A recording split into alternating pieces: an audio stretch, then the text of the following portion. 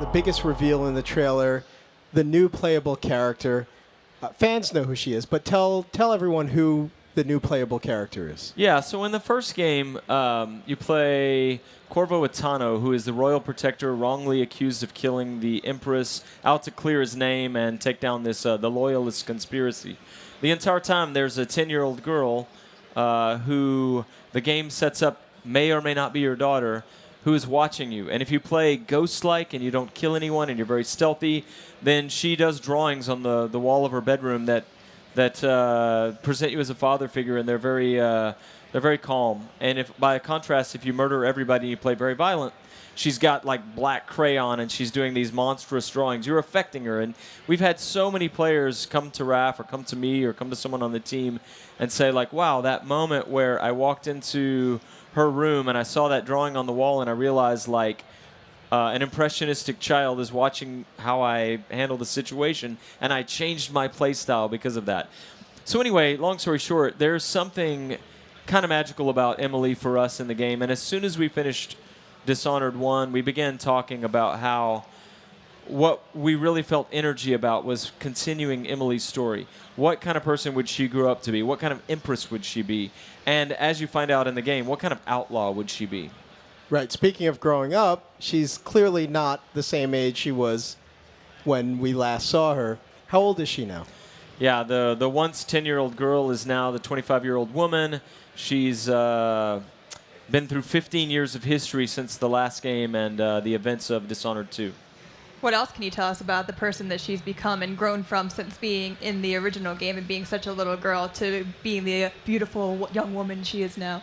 Well, it's, we talked a lot about what she would be like as a person because she was born the daughter of the Empress, very privileged life, living in Dunwall Tower, royalty, best education, all of that.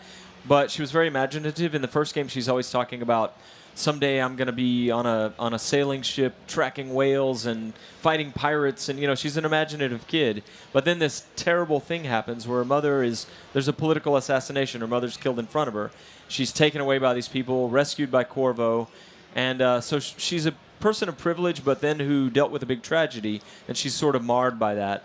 And then she spends the next 15 years raised and educated by Corvo Attano. And so that's kind of, she's a hybrid of those things.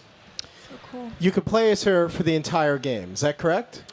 Yeah, the way we set the new game up is that you start the game 15 years after the Rat Plague has ended, and you play for about the first 20 or 30 minutes as Emily. You get to kind of see a day in her life, and you get to see Corvo for the first time as a character moving around in the world. And then there's a dramatic, pivotal event that happens, and from that point, you choose to finish the game as either Emily or pick it up as Corvo. And for the rest of the game, you're either Emily Colduin or you're Corvo Attano. You saw that in the trailer, that they introduced some new powers.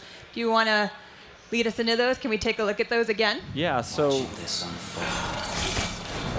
what you saw there is Far Reach. Emily doesn't have Blink. Blink was a signature power in the first game.